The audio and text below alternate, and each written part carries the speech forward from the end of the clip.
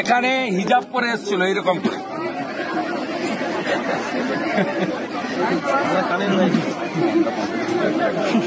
এরকম করে হিজাব পরে এসেছিল এইখানে বয়ালে, আর সব হিন্দু লোক জয় শ্রীরাম করেছে। এখানে হিন্দু এলাকায় জিততে পারে না, মুসলিম এলাকায় যেতে 18টা সমবায়ের ভোট হয়েছে, এখানে 15টা বিজেপি পেয়েছে।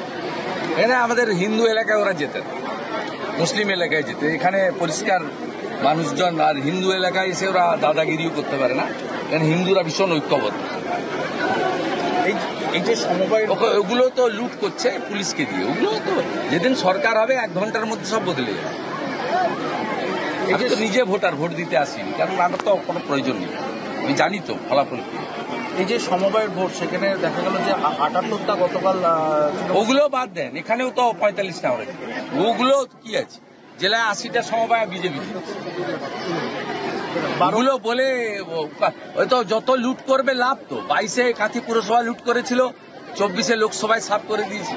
সমবায় লুট করেছে, 26-এ সব হারিয়ে দিল, 16টাতে হারিয়ে দিল। দীর্ঘ 1 দশক কেন্দ্রীয় পুলিশ দাঁড়ায়, কোন হিন্দু লোক তৃণমূলকে ভোট দেবে। মোথাবাড়ি দেখার পরে, নওদা দেখার পরে কোন হিন্দু লোক মমতাকে ভোট দিবে না, আমি আপনাকে লিখে দিলাম। দীর্ঘ 1 দশক ধরে তৃণমূলে যারা আছে চাকরি বাঁচানোর জন্য, তারাও ভোট দিবে না, আমি বললাম।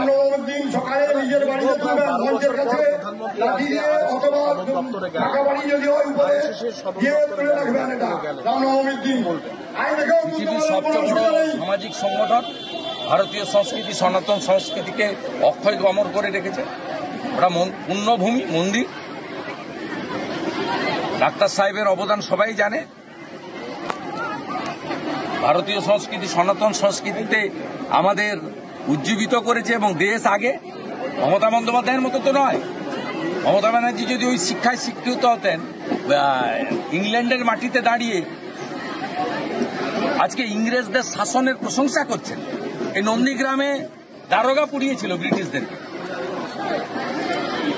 এই নন্দীগ্রামে স্বাধীনতা আন্দোলনের প্রথম সারিতে ছিল এখানকার তৎকালীন কংগ্রেসীরা। আপনি বলছেন ব্রিটিশ আমলে ভালো ছিলাম আমরা?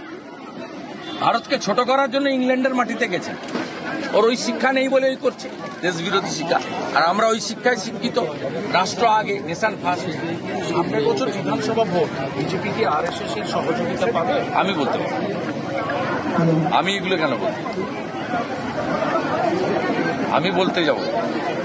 মহারাষ্ট্রের কংগ্রেসের বিধায়ক বিজয় ওয়াতার বলছেন যে আরএসএস এর দ্বারাই বিজেপি ভোটে জিতছে, বুঝতে পেরেছেন, ওই জন্য মোদী আরএসএস এর সংগঠন গেছে।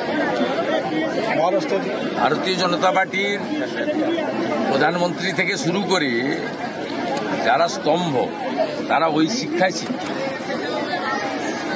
ওই শিক্ষায় শিক্ষিত, যে শিক্ষায় একাত্ম মানববাদের কথা বলে, দেশপ্রেমের কথা বলে, রাষ্ট্রবাদের কথা বলে, গীতা, বেদ, উপনিষদ, রামায়ণ, মহাভারতে যা লেখা আছে সেই কথা বলে, সুশী শুদ্ধ পবিত্র হয়ে সনাতন সংস্কৃতিকে অক্ষয় অমর করে রাখার কথা বলে, মোগল পাঠানদের কালো দিন ভুলিয়ে দেওয়ার কথা বলে।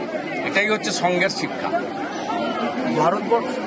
সেই কারণে যে কংগ্রেসের নেতারা বলছেন, কংগ্রেসের চাচা ছিলেন নেহেরু, ভারত চীন যুদ্ধের সময় এত সেবাদান করেছিল স্বয়ংসেবকরা, 26শে জানুয়ারির প্যারেডে রাষ্ট্রীয় স্বয়ংসেবক সংঘ অংশগ্রহণ করেছিল। বাধ্য হয়েছিল তৎকালীন ভারত সরকার সংঘের স্বয়ংসেবকদেরকে ক্যাম্প করতে। যেখানে বন্যা হোক, খরা হোক, বিপর্যয় হোক, অ্যাক্সিডেন্ট হোক, প্রথম যারা পৌঁছায় তারা হলো স্বয়ংসেবক। কিছুদিন আগে বালাসরে যে ট্রেন অ্যাক্সিডেন্ট হয়েছে, সেখানে 700 ইউনিট ব্লাড কয়েক ঘন্টার মধ্যে দিয়েছে রাষ্ট্রীয় স্বয়ংসেবক সংঘের তরুণ স্বয়ংসেবকরা। ইতিহাস যারা জানে তারা সংঘকে ছোট করার চেষ্টা করে। সংঘকে ছোট করা মানে দেশকে ছোট করা। দাদা, ভারতবর্ষ 2060-এর মধ্যে দেশের বৃহত্তম অর্থনৈতিক দেশ হবে, কিন্তু সেটা মানতে নারাজ মুখ্যমন্ত্রী। হবে না, রাষ্ট্রবিরোধী। রাষ্ট্রবিরোধী। এখানে হিজাব পরে এসেছিল এরকম করে। কানে এরকম করে হিজাব পরে এসেছিল এইখানে বয়ালে, আর সব হিন্দু লোক জয় শ্রীরাম করেছে।